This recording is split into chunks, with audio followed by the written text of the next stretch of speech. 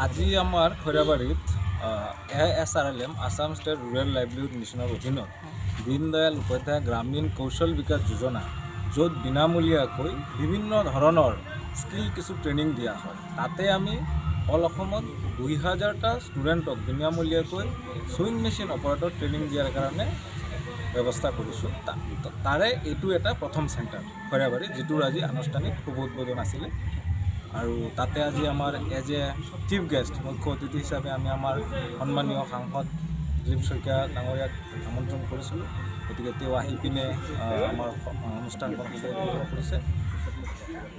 আজিলৈ আপোনাৰ কিমানজনে শিক্ষাৰ্থী আমাৰ কেপাচিটি একেলগে 210জনৰ আমি থকা খোৱাৰ ব্যৱস্থা কৰিছোঁ, হোষ্টেল ৰাখিছোঁ আৰু ট্ৰেইনিঙৰ বাবে 210জন এটা বেটছত। টোটেল 3 বছৰত আমি 2000টা কেন্দ্ৰক ট্ৰেইনিং কৰাব লাগে। 3টা বিভিন্ন জেগাত আমি ট্ৰেইনিং চেণ্টাৰ বহাম। এটা খৈৰাবাৰী আজি হৈ গ'ল, নেক্সটটো আমি গোলকগঞ্জত প্ৰিপাৰেশ্যন কৰি আছোঁ। আমি ভাবোঁ যে ডিচেম্বৰত আমি এইটো ষ্টাৰ্ট কৰিম। নেক্সট এটা মাজুলী। সেইটো কিমান দিনীয়া প্ৰথম বেচটো কিমান দিনীয়া?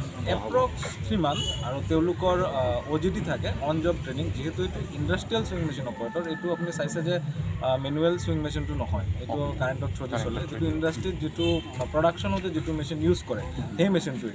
তো ইয়াতে ট্ৰেইনিং কৰাৰ পিছত তেওঁলোকৰ 1 মান্থ এটা OJT থাকিব, অন জব ট্ৰেইনিং, যিটো তেওঁলোকে বাহিৰত যাই পিনে 1 মাহ ট্ৰেইনিং বাধ্যতামূলকভাৱে কৰিব লাগিব।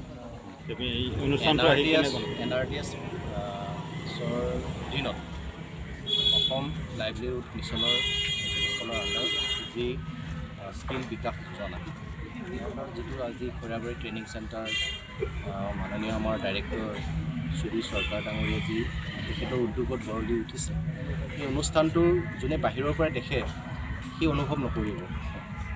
এই অনুষ্ঠানটো যেতিয়া ভিতৰত আহিব যে কেনেকৈ মহিলাৰ সবলীকৰণৰ ক্ষেত্ৰত চৰকাৰখনে বা মাননীয় কেন্দ্ৰীয় যি চৰকাৰ আছে, কেন্দ্ৰীয় চৰকাৰ মাননীয় প্ৰধানমন্ত্ৰী নৰেন্দ্ৰ মোদী ডাঙৰীয়াই যি উদ্যোগ লৈছে তাৰ অনুভৱটো কৰিব পাৰিব।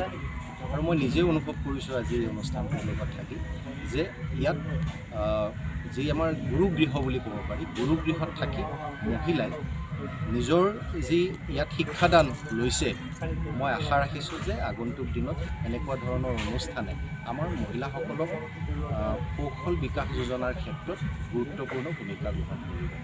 মই এই চেগতে মই এই অনুষ্ঠানটো গঢ় দিয়া সুধীৰ চৰকাৰ ডাঙৰীয়াক ধন্যবাদ জনাইছোঁ। কেন্দ্ৰীয় চৰকাৰকো ধন্যবাদ জনাইছোঁ, মাননীয় প্ৰধানমন্ত্ৰী নৰেন্দ্ৰ মোদী ডাঙৰীয়াক ধন্যবাদ জনাইছোঁ। আজি আমাৰ খৈৰাবাৰীত ASRLM Assam state rural livelihood মিছনৰ অধীনত দীনদয়াল উপাধ্যায় গ্ৰামীণ কৌশল বিকাশ যোজনা য'ত বিনামূলীয়াকৈ বিভিন্ন ধৰণৰ স্কিল কিছু ট্ৰেইনিং দিয়া হয়। তাতে আমি অল অসমত 2000টা ষ্টুডেণ্টক বিনামূলীয়াকৈ